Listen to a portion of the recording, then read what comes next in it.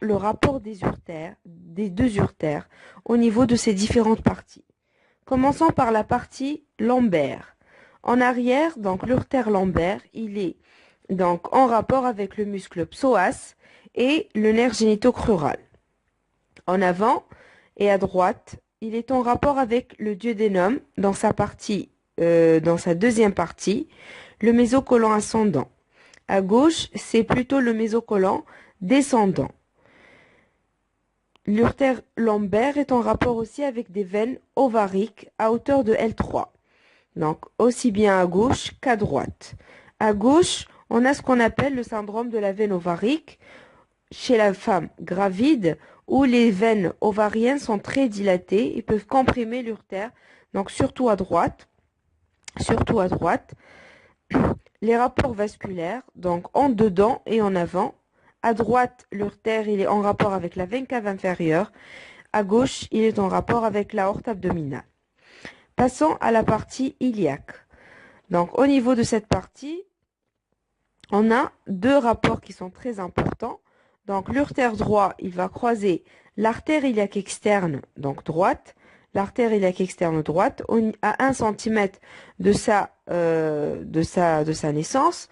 Et pour ce qui est de l'urtère gauche, il va croiser l'artère iliaque commune, plutôt à 1 cm de sa terminaison. Pour ce qui est des rapports, donc médialement, c'est avec le promontoire et latéralement, c'est toujours avec le psoas iliaque, le nerf génitofémoral et les vaisseaux ovariens. Passons maintenant à l'urtère pelvien, qui est situé au niveau de l'espace extra-péritonéal. Au niveau de sa première partie, qui est la partie pariétale, l'urtère, il va descendre contre la paroi pelvienne latérale. Il va être postérieur ou bien médian par rapport à l'artère iliaque interne.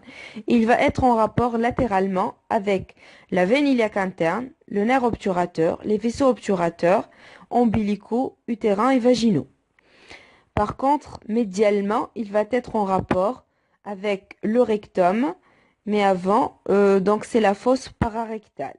Puis il va longer le bord postérieur de la fosse ovarique et va répondre donc en avant à l'ovaire et à l'infundibulum tubaire.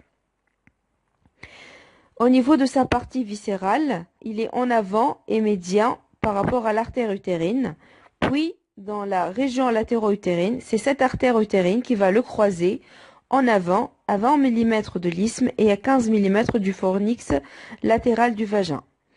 Puis, les urtères vont parcourir brièvement le septum vésico-vaginal avant de pénétrer dans la vessie, traversant donc obliquement la paroi vésicale sur 1 à 2,5 cm.